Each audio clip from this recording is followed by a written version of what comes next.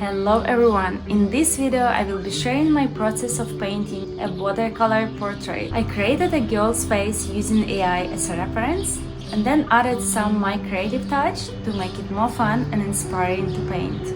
I will be talking through the details as I go, and I hope this video inspires you to pick up your brushes and start creating. So let's get started!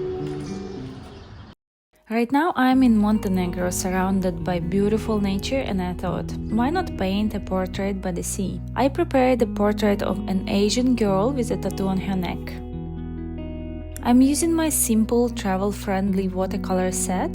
It's compact, easy to carry and great quality. Just preparing some water for painting and a few basic simple brushes. I begin with the background because it's quite bright in the reference, and painting it first makes things easier. Otherwise it would be tricky to add it later without accidentally painting over small details like individual hair strands. It's important to be careful not to paint over the lines of the actual portrait while working on the background, because with watercolor you can't really fix mistakes by painting over them. So precision is key.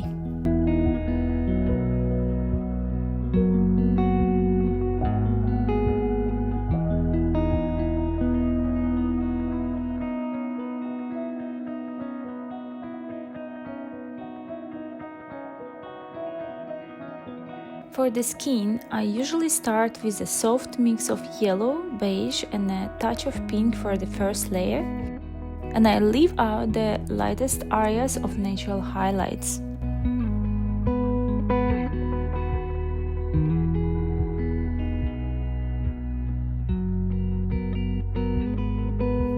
Also, don't forget, use proper watercolor paper.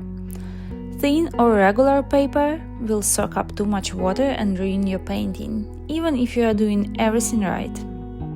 I use 300 GSM hot press paper. It's smooth and great for detailed work, but feel free to try different types and see what works best for you.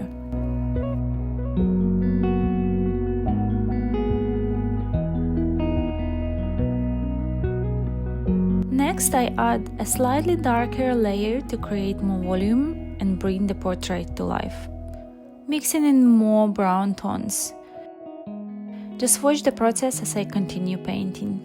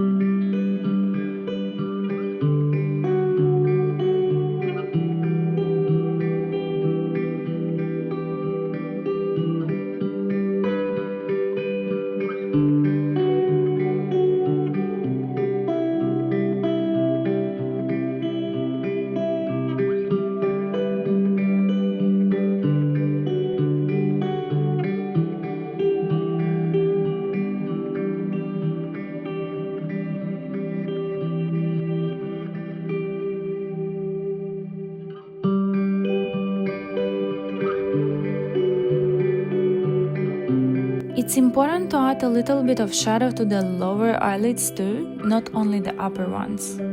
A lot of people forget about that, but it makes it more natural. Just keep it subtle, too much can make the portrait look a little bit tired.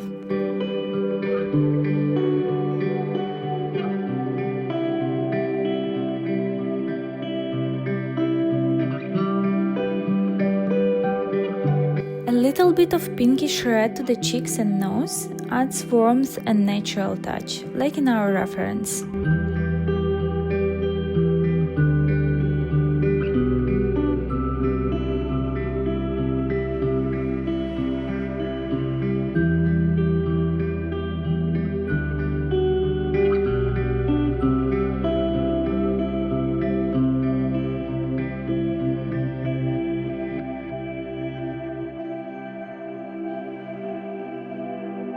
While the face is drying, I move on to the shoulders and neck to bring more life to the piece.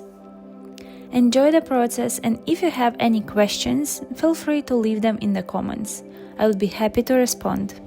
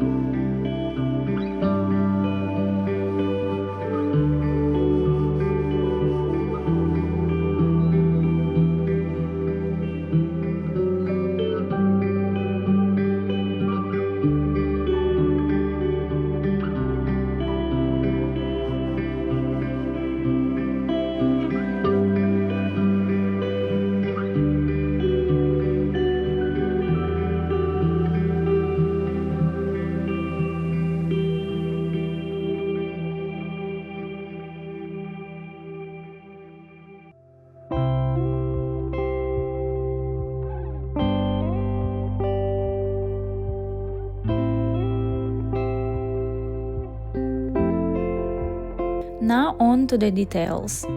I paint the eyebrows using the strokes that follow the direction of the hair.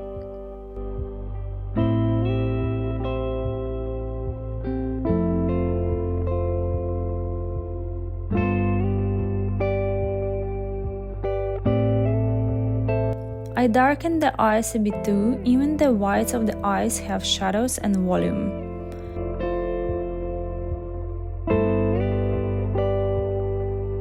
Also, I'm leaving some tiny white highlights inside the eyes to make them sparkle.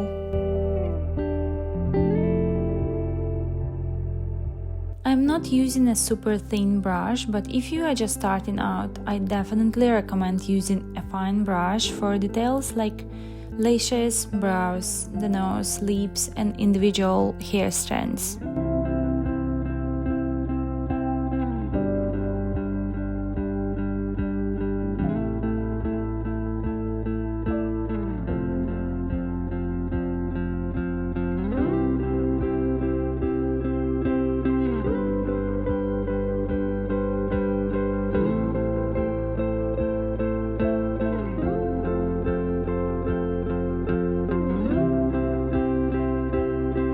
The first layer of hair is very light. I don't add much detail yet. I'm just blocking in the base color so I can layer individual strands later and preserve the highlights where the light hits the hair.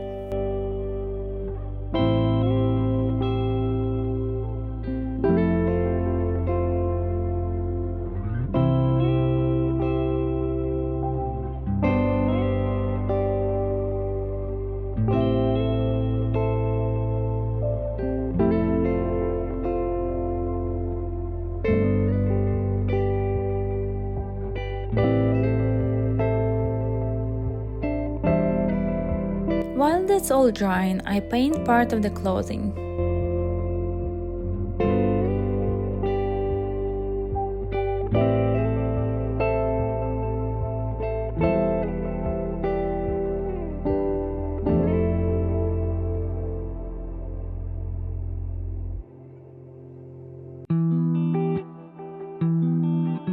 Once the hair is dry, I begin adding the strands, leaving out the lightest areas to show shine.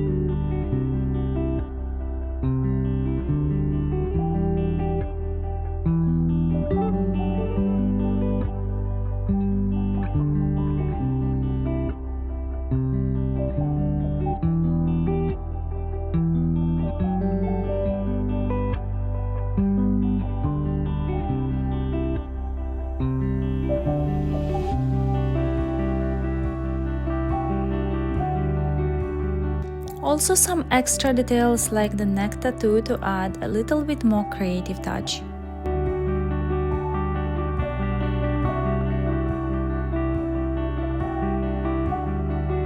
Since the face looked a bit pale, I decided to add one more layer, slightly darker and warmer, with a bit of orange, because the girl in the portrait has tanned, Asian toned skin.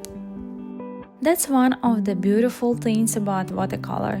When applied in layers, it doesn't cover the previous strokes, but build up depth and softness, especially in skin tones.